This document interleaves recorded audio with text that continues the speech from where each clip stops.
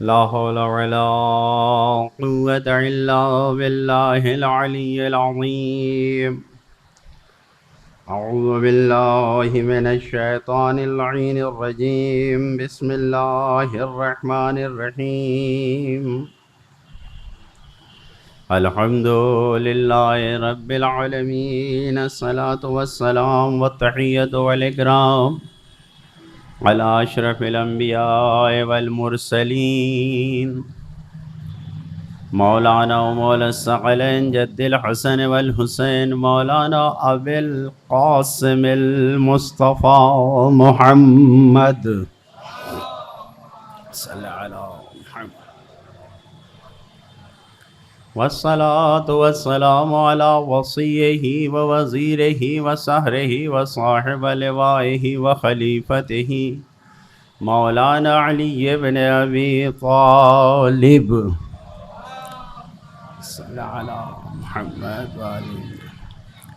والصلاة والسلام على أئمة المعصومين خصوصا سيدنا ومولانا بقية الله المنتظر المهدي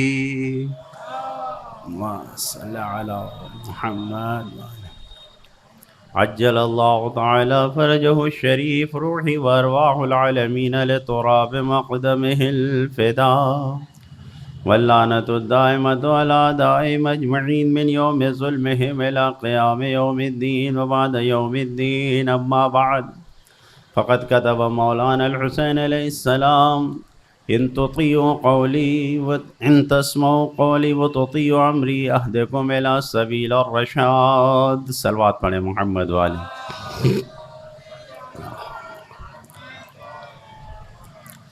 سب سے پہلے اپنے آقا کو سلام کریں، سب مل کر سلام کریں.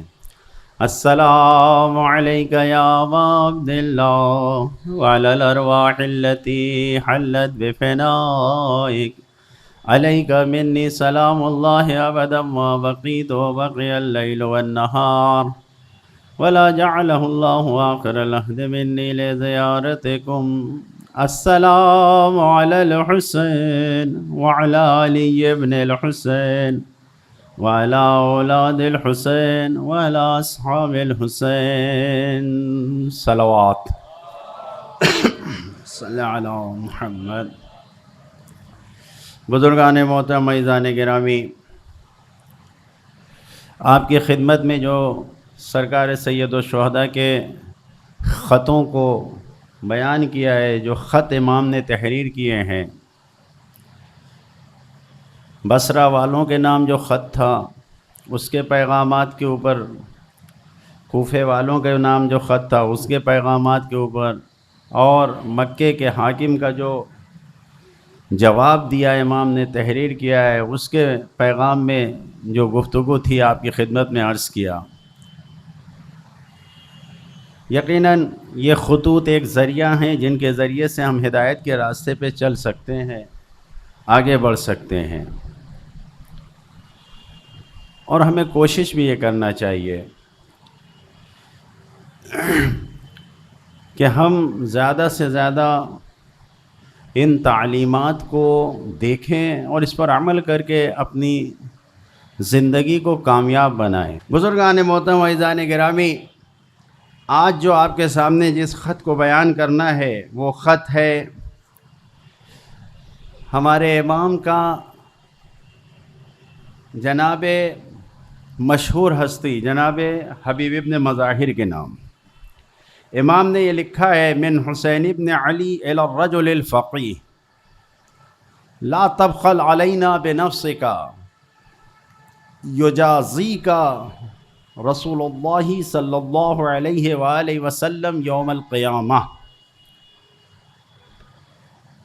ہمارے مولا جناب حبیب ابن مظاہر اسدی کو یہ خط لکھ رہے ہیں اور اس میں یہ تحریر کر رہے ہیں کہ من الحسین ابن علی، حسین ابن علی کی طرف سے یہ خط ہے الی الرجل الفقیہ، ایک فقیہ، ایک سمجھدار، ایک عاقل انسان کے نام. عربی زبان کا قاعدہ اور قانون یہ ہے کہ معصوم کے زمانے میں وہ لفظ کس معنی میں استعمال ہوتا تھا اسے دیکھنا ہے، آج کے دور میں کیسے استعمال ہو رہا ہے نہیں. آج کے دور میں فقیہ کہتے ہیں مجتہد کو، جو مرجع تقلید ہے، جو احکام کو روایتوں اور قرآن سے نکالتا ہے، اس کو جو مجتہد ہے، جو مرجع ہے، اس کو فقیہ کہا جاتا ہے۔ لیکن اس زمانے میں فقیہ اس کو کہتے تھے کہ جو واقعاً عاقل ہوتا تھا، سمجھدار ہوتا تھا، جو خدا کے کلام کو سمجھتا تھا، جو خدا کے کلام کو سمجھتا تھا۔ جناب حبیب ابن مظاہر ایسی ہی شخصیت کا نام ہے کہ جو خدا کے کلام کو سمجھتے تھے۔ اسی لیے آپ مصائب میں سنتے ہیں کہ جناب حبیب کے سر کو سر پہ رکھ کے امام نے جو جملہ کہا تھا، لَقَدْ كُنْتَ تَخْتِمُ الْقُرْآنَ فِي لَيْلَةٍ وَاحِدَةٍ، اے حبیب تم پورے قرآن کو ایک رات میں ختم کیا کرتے تھے۔ سمجھ رہے ہیں آپ؟ تو جو شخصیت ہے جناب حبیب کی، وہ اجاگر ہے، وہ واضح ہے، کتنی عظیم شخصیت تھی۔ امام کیا کہہ رہے ہیں؟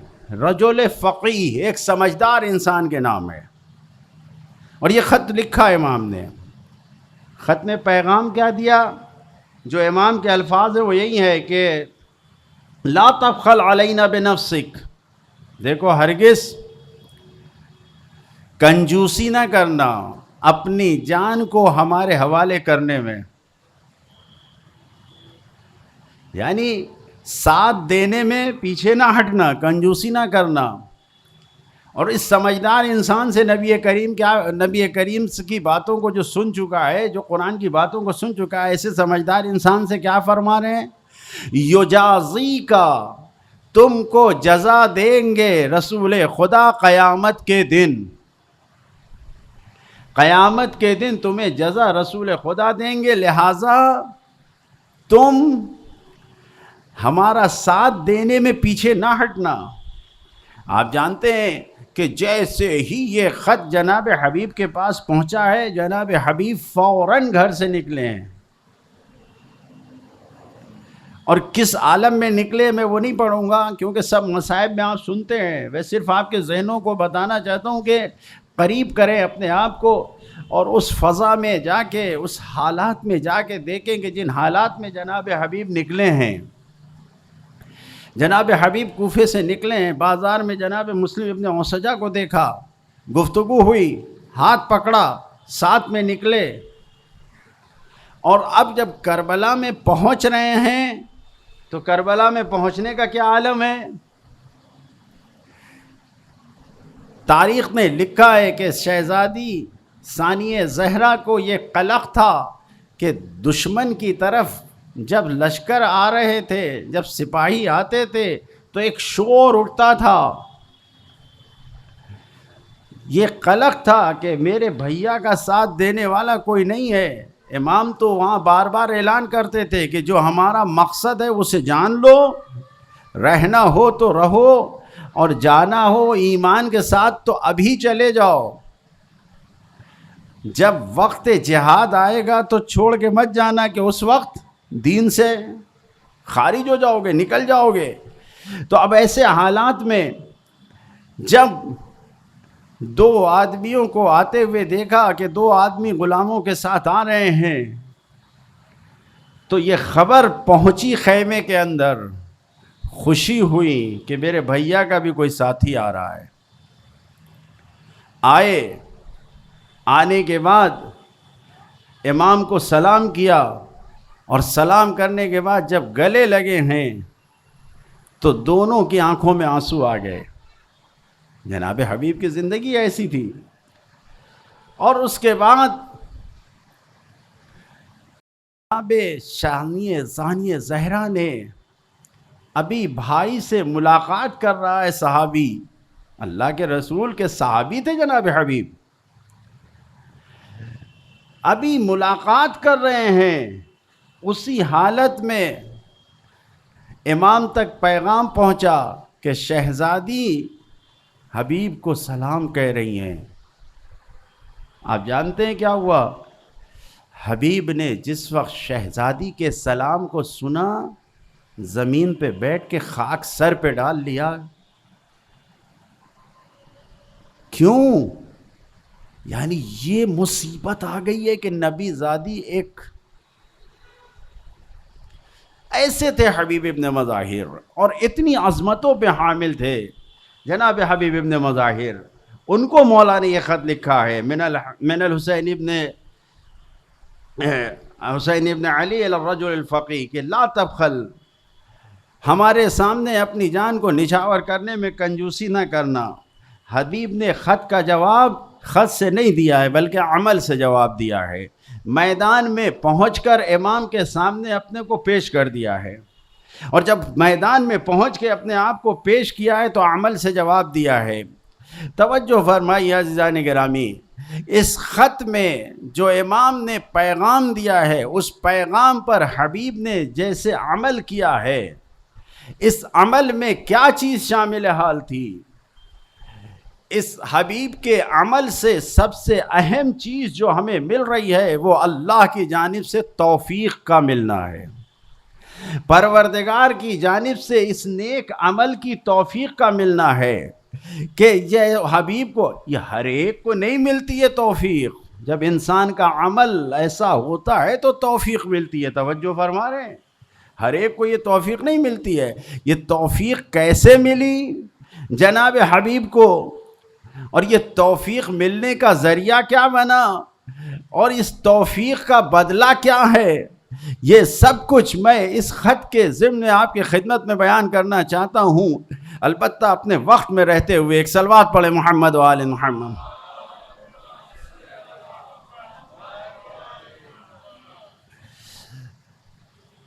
حبیب ابن مظاہر آئے ہیں صرف ایک خط پہ. آپ کو ایک جھلک دکھانا چاہتا ہوں. کچھ لوگ ایسے بھی تو تھے کہ جن کو امام نے بلایا تھا اور انہوں نے آنے سے انکار کر دیا تھا. تاریخ میں جن کے نام محفوظ کیے گئے ہیں کہ احنف ابن قیس کو امام نے خط لکھا ہے، اس نے جواب میں کیا لکھا ہے؟ فاصبر ان وعد اللہ حق. اگر حبیب کو فقیہ لکھا ہے، سمجھدار لکھا ہے، تو واقعاً ہے نا سمجھدار کہ ایک خط پہ خود آ گئے. احنف ابن قیس کیا کہتے ہیں؟ فاصبر ان وعد اللہ حق. یعنی زمانے کے امام کو، عقل کل کو عقل بتا رہے ہیں، سمجھا رہے ہیں کہ صبر کیجئے، اللہ کا وعدہ برحق ہے. یعنی اللہ کی مدد تو مل ہی جائے گی آپ کو. نہیں آئے مدد کے لیے، مدد کے لیے نہیں آئے. اسی طریقے سے وہ لوگ جن کو بلایا ہے، میں نے اس کے پہلے بھی عرض کیا، عبید اللہ ابن حر جوفی نہیں آیا جس کو بلایا امام نے. جو لوگ جو امام کی دعوت پر نہیں آئے اور صبر کرنے کی تلقین دیتے رہے، لیکن جن لوگوں کو بلایا امام نے توفیق ملی بھی ہے. جناب زہیر آئے ہیں، ان کو توفیق حاصل ہوئی ہے. جناب حر ابن یزید ریاحی آئے ہیں. حتیٰ عاشور کے دن دو شخص ابن سعد کا لشکر چھوڑ کے امام کے لشکر کی ساری قربانی کے بعد جب صرف اکیلے امام بچے تھے تو اس وقت بھی آئے ہیں. تو ایسے لوگ بھی آئے ہیں جن کو دعوت دی ہے امام نے اور جو امام پر لبیک کہتے ہوئے آئے ہیں، لیکن ایسے بھی تھے کہ جن کو دعوت دی اور نہیں آئے ہیں. ان سب کو جو میں ذکر کر رہا ہوں، اس میں کون سی چیز شامل ہے؟ اس میں توفیق ہے جو خداوند عالم کی جانب سے شامل ہے.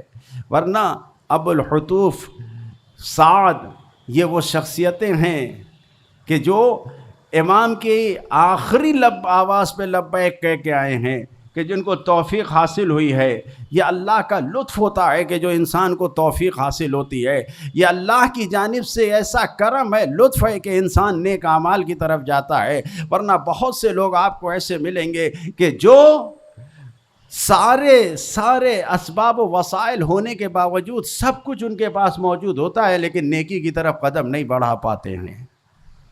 یہ توفیق ہے جو خداوند عالم کی جانب سے ملتی ہے تو انسان نیکی کی طرف قدم بڑھاتا ہے.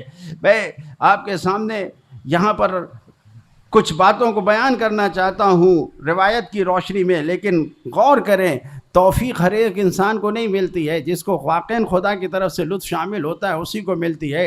انسان مالدار ہونے کے باوجود حق اہل بیت کو ادا نہیں کرتا ہے، بڑے بڑے خرچ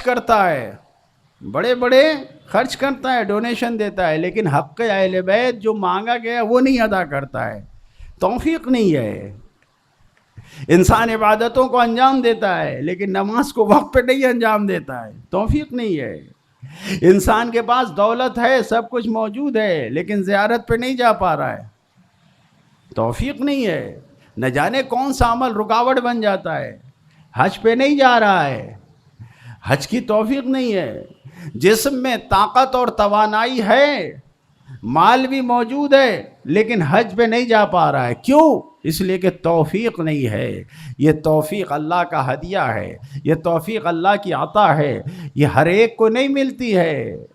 اپنی قسمتوں کو اگر آزمانا ہے تو جان لیجئے کہ جس فرش پہ، جس مجلس میں آپ آئے ہیں، اس خیمہ حسینی میں آنے والوں کو یقیناً توفیق ملتی ہے۔ ایک صلوات پڑھے محمد و آل محمد۔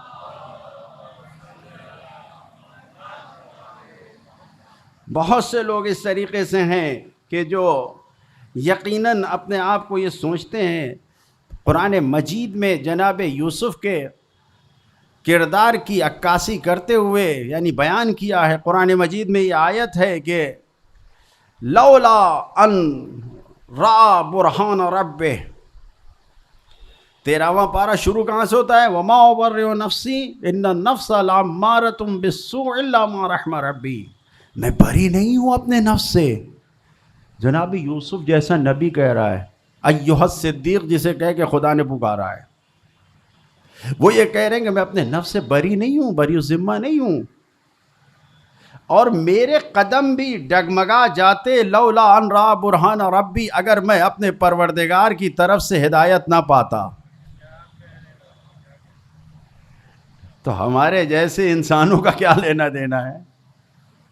اگر پروردگار کی طرف سے ہدایت نہ ہوتی تو جناب یوسف جیسا نبی بھی ڈگمگا جاتا۔ توجہ فرما رہے ہیں؟ تو ہمیں اپنے نفس پہ غور کرنا چاہیے، ہمیں دیکھنا چاہیے واقعاً خدا کی مدد اگر شامل نہ ہو تو شیطان نے اتنے راستے کھول رکھے ہیں کہ ہمہ وقت انسان کے بہکنے اور ڈگمگانے اور لغزش کھا کے گر پڑنے کا راستہ کھلا ہوا ہے۔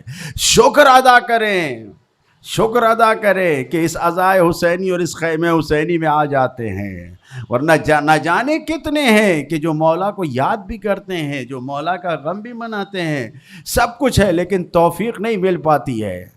توفیق نہیں مل پاتی ہے کہ ایک شب ایک روز مثلاً آ کر حاضری دے سکیں اس فرش عزا پہ۔ کیوں؟ اس لیے کہ کوئی نہ کوئی کہیں نہ کہیں سے رکاوٹ آ جاتی ہے۔ ان رکاوٹوں کو کہیں سے دور نہیں کیا جا سکتا سوائے اس کے کہ انسان کی نیت خالص ہو، تو اللہ کی جانب سے توفیق حاصل ہوتی ہے۔ ایک صلوات پڑھے محمد و آل محمد۔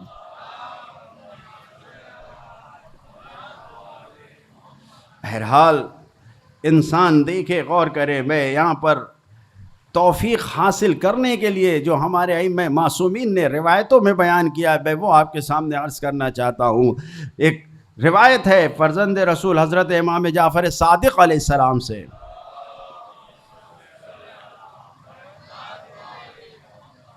ما کل من نوى ما نوى من شيء قدر علیہ، ہر انسان جس چیز کا ارادہ کرتا ہے اس کی قدرت نہیں رکھتا۔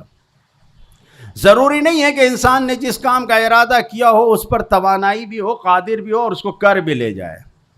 امام کہہ رہے ہیں، میں نہیں کہہ رہا ہوں۔ ضروری نہیں ہے کہ جتنی نیتیں ہم نے کی ہیں وہ ساری نیت ہم پریکٹیکلی یعنی میدان عمل میں اس پہ عمل بھی کر لے جائیں۔ امام کہہ رہے ہیں، یہ روایت کے الفاظ ہیں کہ ما کل من نوى شيئا قدر علیہ، یعنی جتنی نیتیں کی جاتی ہیں ضروری نہیں ہے کہ اس کے اوپر قدرت بھی ہو، توانائی بھی ہو کہ اس کو کر لے جاؤ۔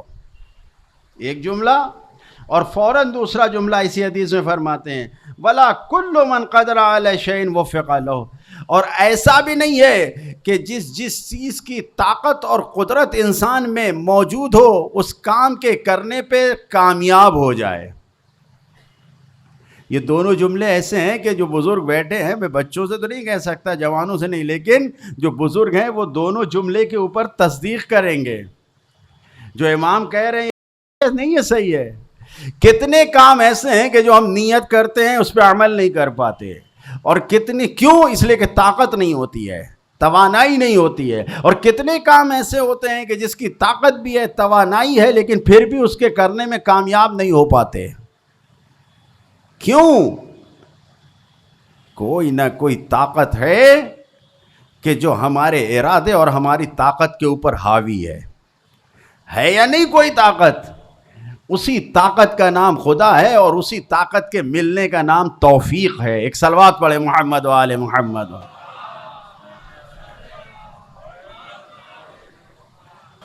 عزیزان گرامی، بزرگان محترم، تو امام فرما رہے ہیں کہ جتنے نیتیں کی جاتی ہیں وہ پوری نہیں ہوتی ہیں، عمل نہیں ہوتی، اور جس کی طاقت ہوتی ہے اس کے اوپر کامیاب نہیں ہوتا، اس کو توفیق نہیں حاصل ہوتی ہے۔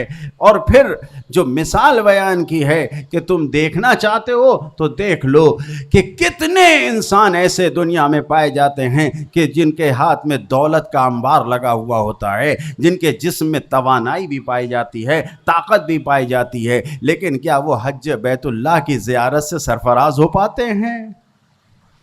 یہی دو شرطیں تو خداوند عالم نے رکھی ہیں کہ جسم میں طاقت ہو، تمہارے پاس مال ہو تو تم جاؤ حج کراؤ۔ تو اب اگر یہ دو چیزیں موجود ہیں پھر بھی نہیں انسان جا پا رہا ہے، اس کا مطلب یہ ہے کہ توفیق نہیں ہے، کہیں نہ کہیں سے کوئی نہ کوئی کام میں رکاوٹ ہے کہ جس کی وجہ سے خداوند عالم کا ارادہ نہیں ہے، توفیق نہیں حاصل ہو پا رہی ہے۔ یہ نہ سوچیں کہ نہیں ہوئی توفیق تو نہیں ہوئی، نہیں، ہمیں غور کرنا چاہیے کہ ہمیں توفیق ملے، ہمیں وہ رکاوٹ دور کرنا ہوگا تاکہ ہم اس نیک کام کو کر کے اپنی آخرت کو آباد کر سکیں۔ ایک صلوات پڑھیں محمد و آل محمد۔ یہ توفیق ہمہ وقت خدا کی توجہ کی بنیاد پر ہے، کیونکہ ہمارا نبی ہم کو یہ پیغام دیتا ہے، اکثر سجدے میں بار بار جس جملے کو دہراتے تھے لوگوں نے کان لگا کے سنا، تو ایک ہی جملہ، نبی۔ تصور کر سکتے ہیں کہ نبی کبھی خدا سے غافل ہو؟ کبھی ہو سکتا ہے؟ نہیں۔ جناب یوسف ایک لمحے کے لیے غیر خدا کی طرف توجہ کر بیٹھے تو اس کی وجہ سے 7 سال اور زیادہ رہنا پڑا، ہے یا نہیں ہے؟ صرف یہ کہا تھا، قرآن نے ذکر کیا ہے کہ بادشاہ کے سامنے مجھے یاد کر لینا، بس اتنا ہی کہا تھا، اور اس کے بعد اتنا افسوس کیا کہ روز و شب گریہ کیا کرتے تھے کہ کیسے میں یاد خدا سے ایک لمحے کے لیے میں نے کیوں غیر خدا سے کہا۔ تو جو یوسف ہے اس کے لیے یہ عمل ہے، تو بھلا فخر یوسف، سرکار رسالت مآب، خاتم الانبیاء، کیا ایک لمحے کے لیے خدا سے ہٹ سکتے ہیں، غافل ہو سکتے ہیں؟ لیکن اس کے باوجود بھی سجدے میں کیا کہہ رہے ہیں؟ الہی لا تکلنی علی نفسی طرفۃ عین ابدا، اے میرے پروردگار مجھے میرے نفس کے حوالے ایک پلک جھپکنے کے برابر بھی نہ کرنا۔ توجہ فرما رہے ہیں؟ کتنی ضرورت ہے ہمیں اپنے خدا سے جڑے رہنے کی، کتنی زیادہ ضرورت ہے، کیونکہ ہمارا نبی یہ کہہ رہا ہے کہ بار بار کہتے تھے کہ خدایا ایک لمحے کے لیے بھی، یعنی پلک جھپکنے کے برابر بھی، لا تکلنی علی نفسی طرفۃ عین، پلک جھپکنے کے اندازے بھی کتنا کم وقت ہے، سیکنڈ سے بھی کم وقت لگتا ہے پلک جھپکنے میں، اتنی مدت کے لیے بھی نبی کریم کہہ رہے ہیں کہ مجھے میرے حال پہ نہ چھوڑنا۔ تو ہمارا کیا حال ہوگا؟ کتنی ضرورت ہے کہ ہم ہمیشہ خدا سے دعا کرتے رہیں اور یہی کہتے رہیں، افوض امری الی اللہ، اے میرے پروردگار ہم سارے امور کو تیرے حوالے کر رہے ہیں، سب سوچ تیرے حوالے کر رہے ہیں، سب تیری تفویض میں ہیں، سب کچھ تیرے حوالے کر رہے ہیں، تجھ سے ہی مدد چاہتے ہیں، تیری ہی عبادت کرتے ہیں۔ دل سے اگر اس کو کہا جائے تو یقیناً یہ منزل حاصل ہو سکتی ہے کہ توفیق مل جائے، ایک صلوات پڑھے محمد و آل محمد میں۔ لہذا امام فرما رہے ہیں کہ دیکھو کیسے توفیق حاصل ہوتی ہے، سارے کام انسان کو توفیق سے ملتے ہیں۔ نبی کریم نے یہی فرمایا ہے اور ہم سے یہی کہا گیا ہے۔ اور حقیقت یہ ہے کہ بعض وقت انسان کام کرنے کے بعد سوچتا ہے کہ کاش ہم نے یہ نہ کیا ہوتا، تو نہ کیا ہوتا تو یہ نہ ہوتا۔ ہوتا ہے یا نہیں ہوتا ہے؟ سچا واقعہ ہے کہ ہاسپٹل میں پڑے ہوئے ہیں، کیوں؟ ریڑھ کی ہڈی ٹوٹی ہوئی ہے، اور بار بار یہی دہرا رہے ہیں کہ کاش میں نے قانون سے زیادہ فاسٹ ڈرائیورنگ نہ کی ہوتی۔ کیوں؟ تیز گاڑی چلایا، کنٹرول کھو بیٹھے، ایکسیڈنٹ ہو گیا، بیوی مر گئی، بچہ ایسی حالت میں ہے کہ بچنے کی امید نہیں ہے، اور خود ریڑھ کی ہڈی توڑا کے بیٹھے ہوئے ہیں کہ اٹھ نہیں سکتے زندگی بھر۔ سمجھ رہے ہیں؟ کیوں؟ اب یہ کاش کہنے کیسے کوئی فائدہ ہے؟ دشمنوں کے درمیان بعض وقت بعض شعراء ایسے کہتے ہیں کہ مثلا ندامت اور شرمندگی یزید، تو یزید کو تو کبھی یہ توفیق حاصل ہی نہیں ہے، یہ توفیق حاصل نہیں ہے۔ صحیح؟ بے شبہ۔ چوتھے امام نے جب ایک حدیث کو بیان کیا تو کسی نے پوچھا، حدیث یہ ہے کہ اگر کوئی نماز شب پڑھتا ہے تو خدا اسے بخش دیتا ہے۔ تو امام سے پوچھا کہ کیسا بھی گناہ؟ کہاں؟ کہتا آپ کے باپ کا قاتل؟ کہاں؟ کہا کہ ہاں، اگر وہ بھی نماز شب پڑھ لے تو خدا بخش دے گا۔ تو اس صحابی کو تعجب ہوا، لیکن امام نے ان کو مطمئن کیا، اس کو توفیق حاصل نہیں ہوگی زندگی بھر کے وہ نماز شب پڑھے۔ سمجھ رہے ہیں آپ؟ اس کو توفیق نہیں حاصل ہوگی کہ زندگی بھر کے وہ نماز شب پڑھے۔ تو یہ توفیق نہ حاصل ہونا، عمر سعد کو جب مختار کے سپاہیوں نے گھیرا تو اس وقت کہہ رہے ہیں کاش میں نے شہر رے کے لالچ نہ کیا ہوتا، اور ایسے نہ آیا ہوتا، اور ویسے نہ کیا ہوتا۔ تو اس کاش کہنے کا کوئی فائدہ ہے؟ کیا حسین کو واپس لایا جا سکتا ہے؟ خولی جب مختار کی تلوار لٹکی گردن پہ تو کہہ رہا ہے کہ توبہ کرتا ہوں، کاش میں نے حسین کے ساتھ ایسا نہ کیا ہوتا۔ کوئی فائدہ ہے ایسا؟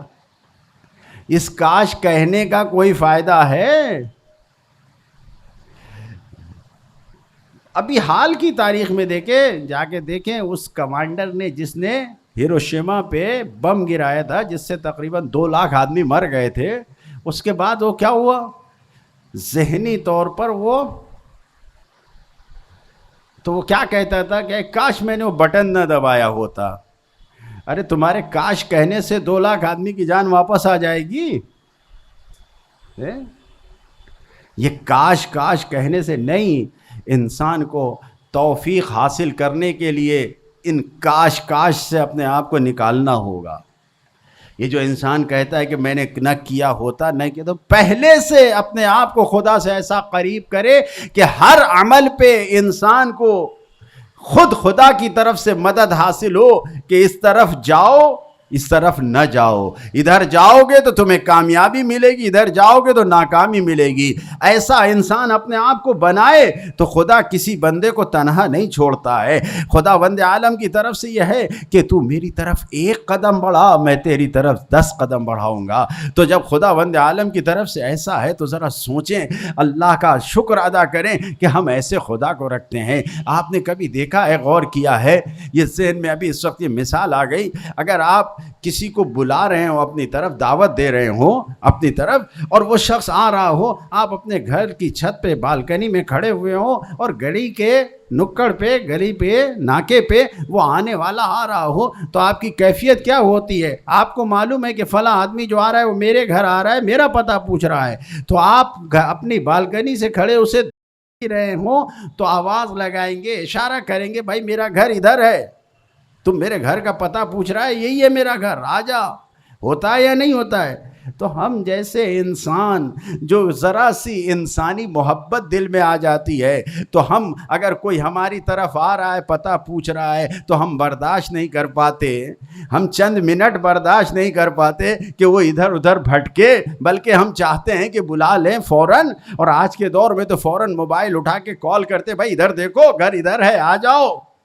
ہوتا ہے یا نہیں ہوتا ہے؟ تو ذرا سوچیں، وہ خدا کہہ رہا ہے، اے میرے بندے تو میری طرف 1 قدم بڑھا، میں تیری طرف 10 قدم بڑھاؤں گا۔ یعنی اگر کوئی خدا کی طرف کسی بھی نیت سے اگر خدا کی طرف جا رہا ہے تو شک نہ کرے کہ خدا کی مدد پوری پوری اسے ملے گی۔ ایک صلوات پڑھے محمد و آل محمد۔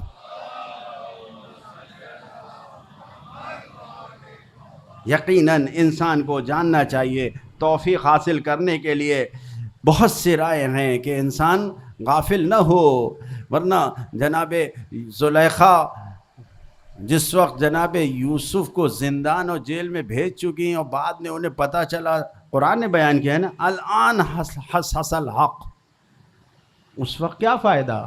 جناب یوسف تو قید کی زندگی گزار چکے تھے، اس وقت شرمندہ ہونے سے کیا فائدہ؟ انسان ایسا نہ ہو۔ توفیق خدا کی جانب سے حاصل ہوتی ہے اگر انسان اپنے والدین کی خدمت کرے۔ نہ جانے کتنی روایتیں ہیں، میرا موضوع اس وقت یہ نہیں ہے کہ والدین کی خدمت اور والدین کی اطاعت و فرما برداری میں کتنا ہے، لیکن یہ جان لیجئے کہ روایتوں کی بنیاد پر علماء نے کہا ہے کہ دنیا چاہیے تو والدین کو راضی رکھو، آخرت چاہیے تو والدین کو راضی رکھو۔ خدا کو راضی رکھنے کا بہترین طریقہ یہ ہے کہ اپنے ماں باپ کو راضی رکھو۔ توفیق حاصل کرنا ہے خدا سے، اپنے آپ کو کامیاب بنانا ہے تو اپنے والدین کو خوش رکھیں۔ جب خدا والدین خوش ہوتے ہیں تو خدا بھی خوش ہوتا ہے۔ ایک صلوات پڑھیں محمد و آل محمد۔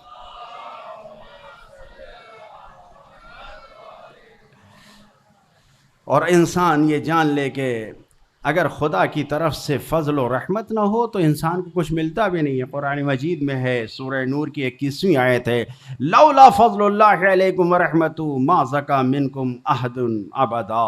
یہ جان لو کہ ساری توفیق خداوند عالم کی جانب سے ہے۔ اگر خداوند عالم کا فضل و کرم تمہارے اوپر نہ ہوتا، اس کی رحمتیں تمہارے ساتھ نہ ہوتی تو ما زکا منکم احد ابدا، تو ہرگز تم میں سے کوئی ایک بھی پاکیزہ نہیں ہو سکتا تھا، کامیاب نہیں ہو سکتا تھا۔ تو قرآن کا اعلان ہے، شک تو نہیں ہے نا قرآن کی آیتوں پہ؟ نہیں، ہم سب قرآن پہ مکمل یقین رکھتے ہیں۔ میدان عمل میں چاہے عمل میں پیچھے رہ جائیں لیکن عقیدہ اور یقین قرآن پہ مکمل رکھتے ہیں ہم۔ تو قرآن کی ہر آیت ہمارے لیے ہدایت ہے۔ یہ آیت کہہ رہی ہے، سورہ نور کی 21ویں آیت ہے، خود جا کے دیکھیے گا کہ اگر پروردگار کی فضل اور اس کی رحمت تمہارے اوپر نہ ہوتی تو تم میں سے کوئی ایک بھی ذکی نہیں ہوتا، ما زکا، تم ابدا کبھی نہیں ہو سکتا تھا۔ تو سب خدا کی طرف سے انسان کو مل رہا ہے۔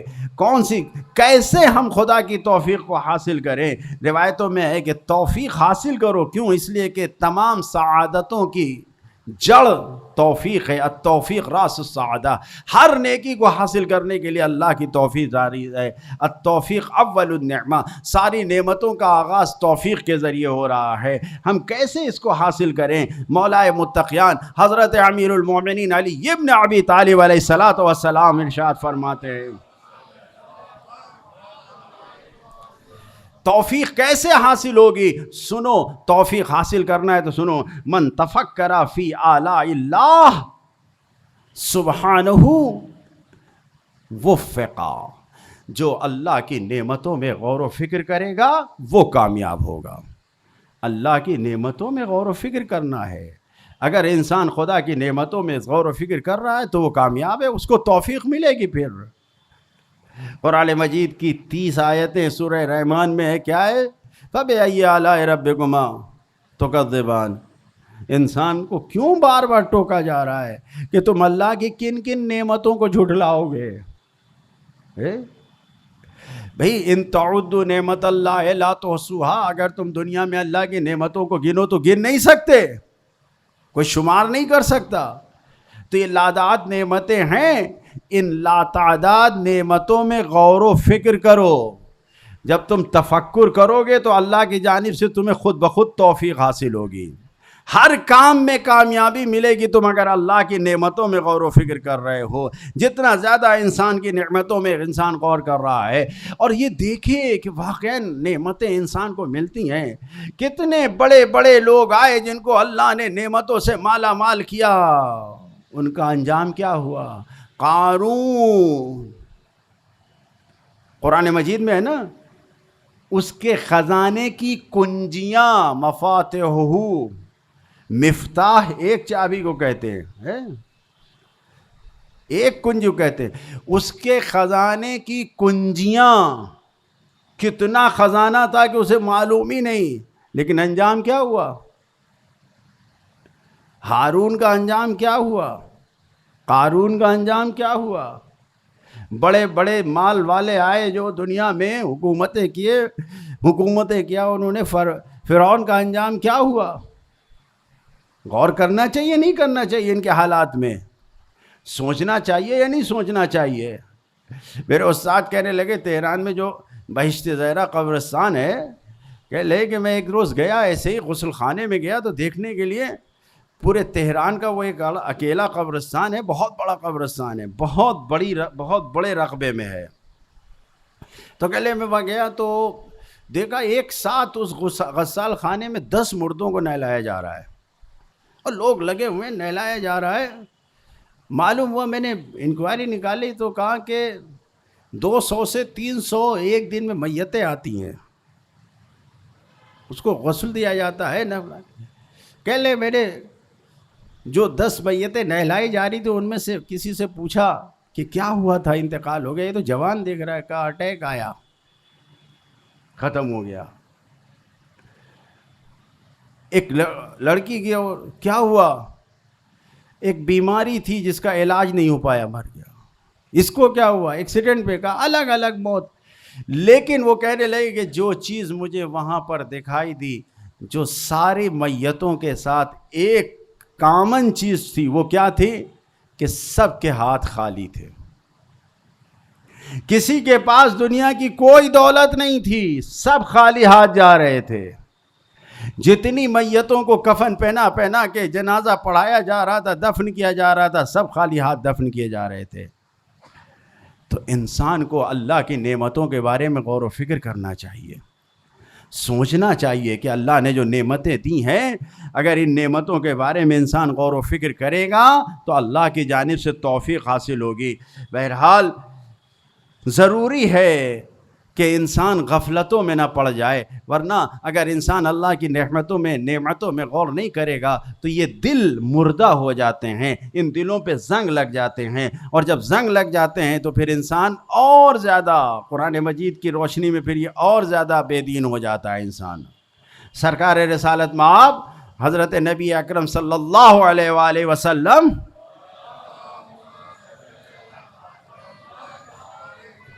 ارشاد فرماتے ہیں کہ ان القلوب تسطا کما یسطا الحدید، دلوں پہ زنگ لگتا ہے جیسے لوہے پہ زنگ لگتا ہے. جو مورچہ لگتا ہے، زنگ لگتا ہے لوہے پہ، ویسے ہی دلوں پہ زنگ لگتا ہے. اور جب دلوں پہ زنگ لگتا ہے، کبھی آپ نے دیکھا ہے لوہے پہ اگر لوہا پڑا رہ جائے، اس پہ زنگ لگ جائے، یا مثلا کوئی بلڈنگ ٹوٹ رہی ہو پرانی، تو آپ دیکھیے اس کے اندر سے جو لوہے نکلتے ہیں تو کیسے وہ ٹکڑے ہو کے گلے ہوئے نکلتے ہیں. لوہا تھا نا، کیا جب لگایا جا رہا تھا ویسے ہی تھا؟ زنگ لگ گیا، خراب ہو گیا. تو جیسے لوہے پہ زنگ لگتا ہے ویسے دلوں پہ زنگ لگتا ہے. میں نہیں کہہ رہا ہوں، نبی کریم فرما رہے ہیں جیسا لوہے پہ زنگ ویسے ہی دلوں پہ زنگ لگتا ہے. قیلا یا رسول اللہ، اے سرکار رسالت مآب یہ فرمائیے وما جلاؤہا، بھائی لوہے کو ریگمال سے رگڑ کے اس کا زنگ صاف کر کے اس کے اوپر پالش کر دی جاتی ہے. تو یہ بتائیے دلوں پہ زنگ لگ جائے تو پھر کیسے صاف ہوگا؟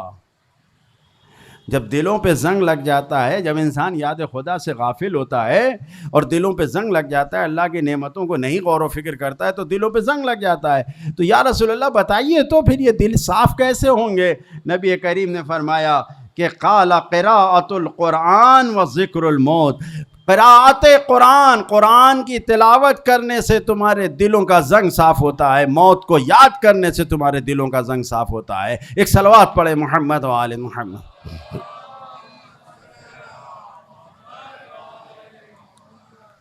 لہذا اگر انسان قرآن کی تلاوت کرتا ہے، مفصل روایت موجود ہے کہ اگر کوئی 50 آیت ایک رات میں پڑھ کے سوتا ہے تو پھر وہ غافلین میں نہیں لکھا جاتا ہے کہ جو اللہ سے غافل ہو جاتا ہے۔ قرآن پڑھنا چاہیے، قرآن کی تلاوت کرنا چاہیے۔ قرآن نور ہے، قرآن ہماری آنکھوں کا نور ہے۔ جن کو یقین نہیں ہے اور خدا نخواستہ آنکھوں کی روشنی کم ہو رہی ہے، وہ قرآن کو دیکھ کے پڑھے، موبائل سے نہ پڑھیں، زبانی نہ پڑھے۔ کتنی تاکید کی گئی ہے قرأت قرآن کی کہ انسان قرآن کو دیکھ کے پڑھے۔ اگر پڑھنا نہیں آتا ہے تو پھر بھی ایسے ہی دیکھے۔ جو روایت میں ہے کہ جو بھی قرآن کو نظر کرتا ہے، دیکھتا ہے اور اس کو پڑھنا نہیں آتا ہے، وہ بھی ثواب کا حقدار ہوتا ہے۔ قرآن اٹھایا، سورہ الحمد یاد ہے، اسی کو پڑھ رہا ہے لیکن قرآن کو دیکھ رہا ہے۔ سورہ قل اللہ یاد ہے، اسی کو پڑھ رہا ہے لیکن قرآن کو دیکھ رہا ہے۔ ایسے ہی قرآن کے سطروں پہ ہاتھ پھیر رہا ہے، باوضو بیٹھ کے دیکھ رہا ہے۔ اگر خدا نخواستہ نہیں پڑھنا آتا ہے تو بھی قرآن کھول کے اپنی نگاہوں کے سامنے رکھے، دیکھے، پڑھے کہ کس طریقے سے انسان کو اس قرآن سے نور مل رہا ہے۔ بہت سی روایتیں ہیں جس میں یہ کہا گیا ہے، نبی کریم نے فرمایا ہے کہ احی قلب کا، قرآن کی آیت ہے احی قلب کا بالموعظہ، قرآن میں بھی ہے، روایت میں بھی ہے کہ اپنے دلوں کو قرآن سے زندہ کرو۔ النظر الی القرآن بغیر قراءۃ عبادہ، سنو قرآن کو اگر دیکھ کے صرف پڑھ رہے ہو، بغیر قراءت کے صرف قرآن کی طرف دیکھنا بھی عبادت ہے۔ یہ روایت کیا بتا رہی ہے کہ صرف قرآن کو اٹھا کے دیکھو، خدا نخواستہ پڑھنا نہیں آتا ہے تو بھی تم عبادت کر رہے ہو، انسان عبادت میں بسر کر رہا ہے۔ اور اسی طریقے سے من قرأ 10 آیات لم یکتب من الغافلین، اگر کوئی 10 آیت رات میں پڑھ کے سوتا ہے تو وہ غافلین میں نہیں لکھا جاتا، یعنی خدا کو یاد کرنے والا شمار کیا جاتا ہے۔ قرآن مجید کی آیتیں ہیں، من قرأ 50 آیتا کتب من الذاکرین، اگر کوئی 50 آیتیں پڑھ دیتا ہے تو ہمیشہ وہ اللہ کا ذکر کرنے والا شمار کیا جاتا ہے۔ 10 آیتیں پڑھتا ہے تو وہ غافل نہیں شمار کیا جاتا، یعنی وہ اللہ کو یاد رکھنے والا، لیکن 50 آیتیں پڑھ لیتا ہے تو ہمیشہ خدا کو یاد کرنے والا شمار کیا جاتا ہے۔ اور اسی طریقے سے ہے کہ جتنا زیادہ انسان قرآن پڑھتا ہے، اور یقیناً دیکھیے قرآن اگر آپ زبانی پڑھ رہے ہیں اور وہ بھی اپنے ذہن سے پڑھ رہے ہیں کہ نہ آپ کی زبان ہل رہی ہے نہ کچھ پڑھ رہے ہیں تو ٹھیک ہے، قرآن پڑھ رہے ہیں ثواب ملے گا۔ کہا یہ گیا ہے کہ قرآن پڑھو، دیکھ کے پڑھو، نظروں سے دیکھ کے پڑھو، ٹھیک؟ جب تم دیکھ کے پڑھو گے تو دیکھنا یہ ایک چینل ہے، آنکھ ایک چینل ہے ہمارے وجود میں جانے کے لیے، قرآن کے حروف کو لے جا رہی ہے۔ بول رہے ہو ٹھیک ہے، پڑھنا نہیں آتا لیکن قرآن کو دیکھ تو رہے ہو نا، آنکھ سے دیکھ رہے ہو نا۔ وہی سورہ قل اللہ کو ہم پڑھ رہے ہیں، بول رہے ہیں تو زبان دوسرا چینل ہے جس سے ہمارے وجود میں قرآن جا رہا ہے، کان تیسرا چینل ہے جس سے ہمارے وجود میں قرآن جا رہا ہے۔ 3 چینل ہیں کہ جس کے ذریعے سے قرآن ہمارے وجود میں جا رہا ہے، جبکہ حقیقت میں ہم قرآن پڑھنا بھی نہیں جانتے لیکن صرف قرآن کو دیکھ کے وہی آیتیں پڑھ رہے ہیں جو ہمیں یاد ہے، آواز آ رہی ہے کان کے ذریعے۔ تو قرآن کو ہمیشہ اس سے جڑ کے رہیں، قرآن سے جوڑ کے رکھیں۔ اور پھر یہ کہا گیا ہے کہ قرآن میں تفکر کریں، غور و فکر کریں، کہ اگر انسان قرآن میں غور و فکر کرتا ہے تو اس قرآن میں غور و فکر کرنے کی وجہ سے انسان اپنی عقل کو استعمال کرتا ہے۔ تو 3 چینل تو تھے ہی، چوتھا چینل عقل کا ہو جاتا ہے کہ جب انسان قرآن کی آیتوں میں غور و فکر کرتا ہے تو 4 چینل ہیں کہ جو انسان کے وجود میں قرآن کو لے جا رہے ہیں۔ سوچیں جس کے وجود میں قرآن جائے گا کیا اس کو اللہ کی جانب سے توفیق نہیں حاصل ہوگی؟ کیا خدا کو وہ راضی نہیں کر پائے گا؟ یقیناً کر لے جائے گا۔ مقصد یہی ہے، اس خیمہ حسینی میں آنے کا مقصد یہ ہے کہ زمانے کا امام راضی ہو جائے، مقصد یہی ہے کہ امام حسین راضی ہو جائے، اور معلوم ہے کہ جب امام راضی ہوگا، جب حسین راضی ہوں گے تو خدا بھی راضی ہوگا۔ تو اصل مقصد یہی ہے کہ خدا کو راضی کیا جائے۔ ان خیموں میں آنے کا، ان مجلسوں میں آنے کا مقصد یہی ہے۔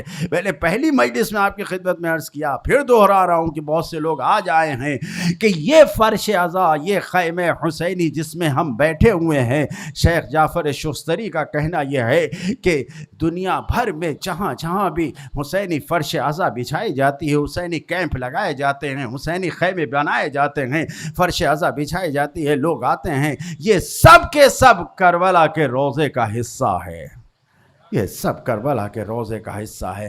کم نہ سمجھیں ان فرش عزا کو، یہ فرش عزا راضی کرنے کا ذریعہ ہے، راضی کرنے کا ذریعہ ہے، اور ہونا یہی چاہیے کہ ہم راضی کریں خدا کو، امام کو راضی کریں۔ جتنے آئے تھے کربلا کے میدان میں سب امام کو راضی کرنا چاہتے تھے، راضی کرنا چاہتے تھے۔ جس شہزادے کا تذکرہ ہے، انسان کیسے بتائے گا، کیسے بتائے گا؟ 13 سال کا لڑکا ہے، امام پوچھ رہے ہیں موت تمہارے لیے کیسی ہے؟ بتایا شہد سے زیادہ شیریں ہے۔ کہاں سے یہ فکر آئی کہ شہد سے زیادہ شیریں ہے؟ معلوم ہے کہ جو ولی خدا کو راضی رکھے گا اس کے لیے قربانی دینا۔ ولی خدا کو راضی رکھنے کا مطلب یہ کہ نبی خدا کو راضی رکھا، نبی خدا کو راضی رکھنے کا مطلب یہ کہ خدا کو راضی رکھا۔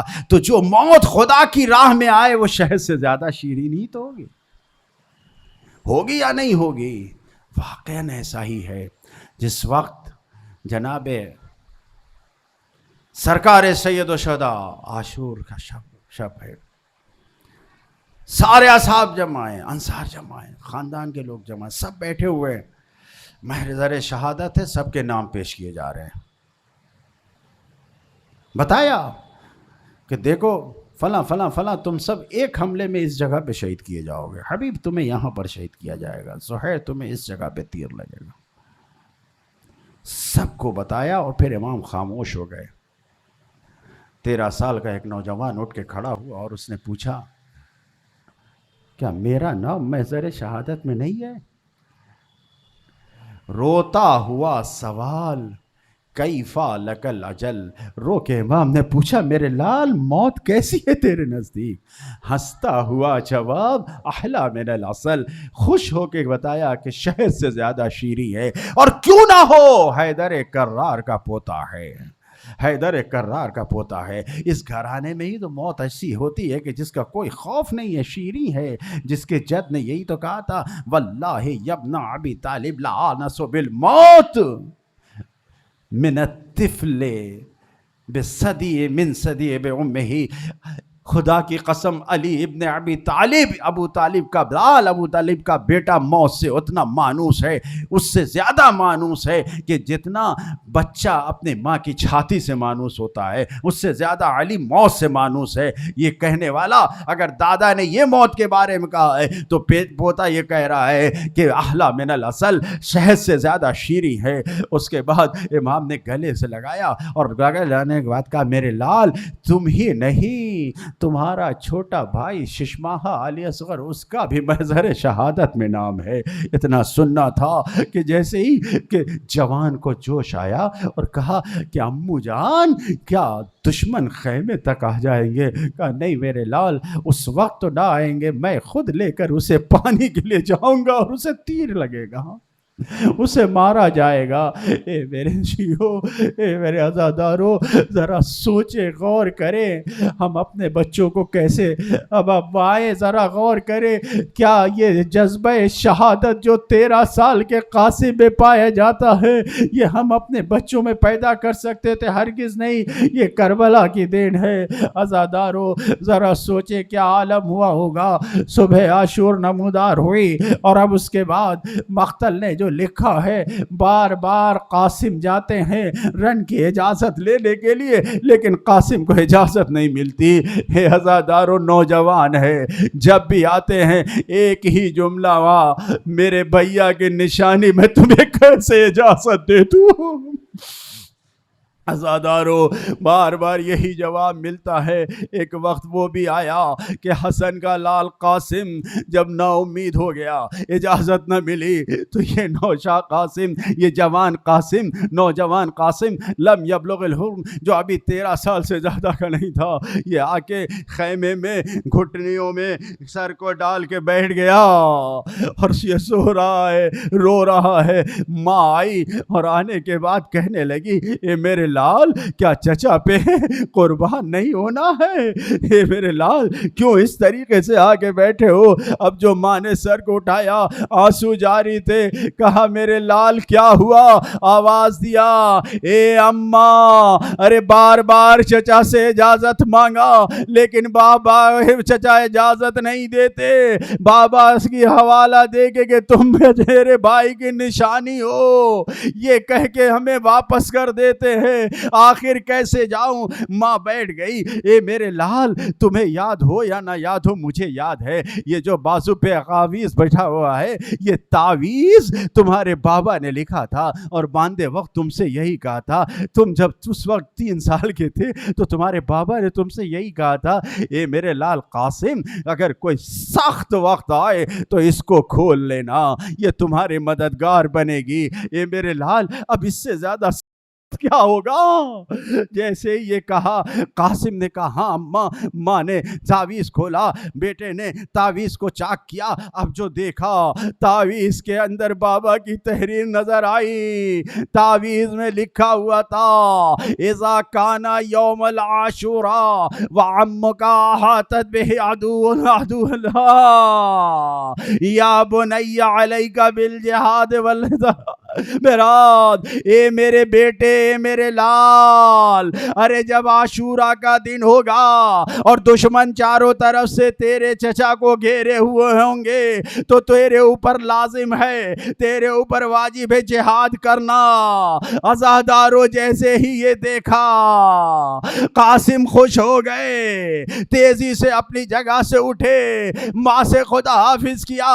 اب تیزی سے جب چچا کی طرف آئے چچا نے دیکھا مزاج پہچاننے والا امام کی آنکھوں سے آنسو جاری ہو گئے. قاسم نے جیسے ہی جا کے قریب عرض کیا چچا اب تو اجازت ملے گی. حسین رونے لگے. ارے جیسے ہی دیکھا بھیا کی تحریر آنکھوں سے لگایا سارا وقت آنکھوں میں پھر گیا.